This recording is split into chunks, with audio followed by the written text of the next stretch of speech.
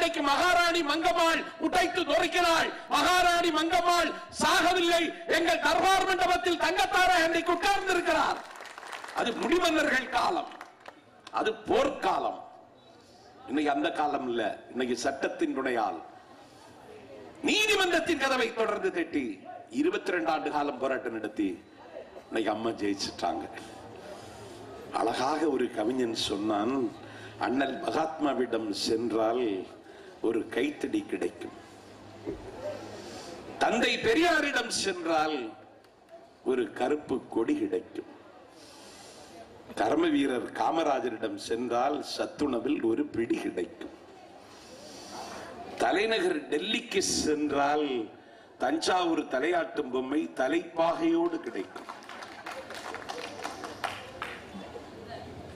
கோபாலபுரம் சென்றால் தண்டவாளத்தில் தலை வைத்து படுத்து கிடந்த பழைய தலவாணி ஒன்று கிடைக்கும், கேப்டனிடம் சென்றால் எதுவும் கிடைக்காது, குனிந்தால் ஒரு அடி கிடைக்கும், மக்கள் திலகம் எம்ஜிஆரிடம் சென்றால் இலை நிறைய அன்னத்தோடு இரட்டை இலை சின்னம் கிடைக்கும், எங்கள் அம்மாவிடம் சென்றால் காவிரியில் 65 டிஎம்சி தண்ணீர் கிடைக்கும்.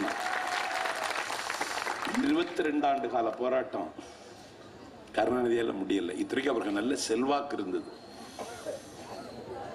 அன்னைக்கு சோனியா காந்தியை கருணாநிதியை ஃபாதர்னு தான் கூப்பிட்டா.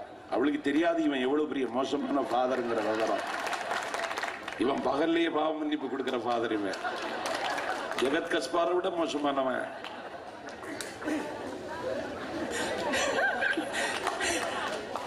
அவ ஃபாதர்னு கூப்பிடுற இடத்துல இருந்தான்.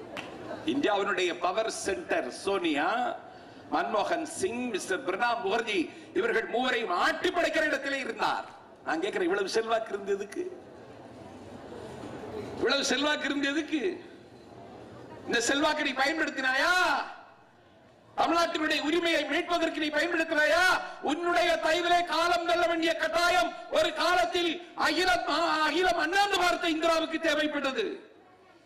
உன்னுடைய தயவிலே காலம் தள்ள வேண்டிய நெருக்கடி தேவகவுடாவுக்கு இருந்தது, ஐக்கிய குஜராலுக்கு இருந்தது.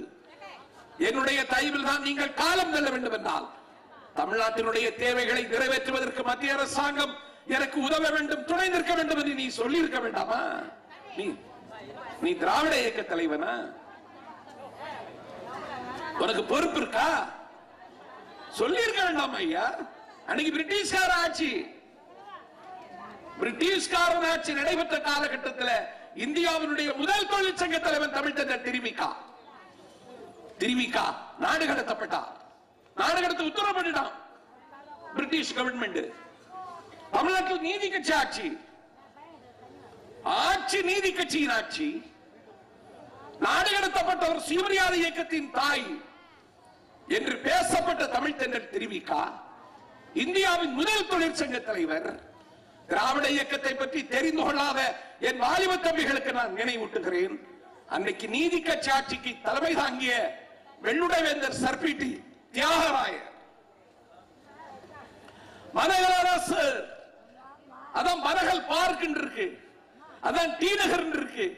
தமிழ்நாட்டின் மானம் காத்தவர்கள் அவர்கள் அன்றைக்கு பிரிட்டிஷ் கவர்னர் லார்ட் வில்லிங்டனத்திலே போய் நின்று கொண்டு சொன்னார்கள், தமிழ்ச்சங்கர் திருவிகாவை தொழிற்சங்கத்தை நடத்துகிற காரணத்தால் நாடு கடத்துவதற்கு நீங்கள் உத்தரவு பிறப்பித்தீர்கள்.